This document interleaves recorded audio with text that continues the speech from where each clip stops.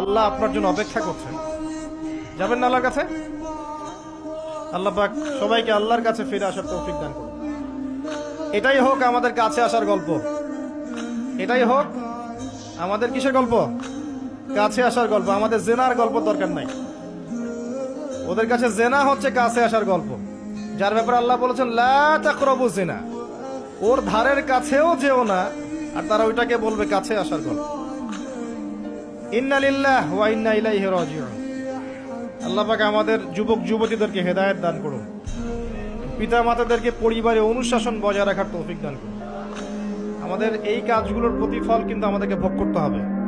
আমাদের মেয়েদের, আমাদের ছেলেদের, তাদেরকে আমরা কিভাবে বড় করছি এটার হিসেব কিন্তু আমাদেরকে চুকিয়ে দিতেই হবে।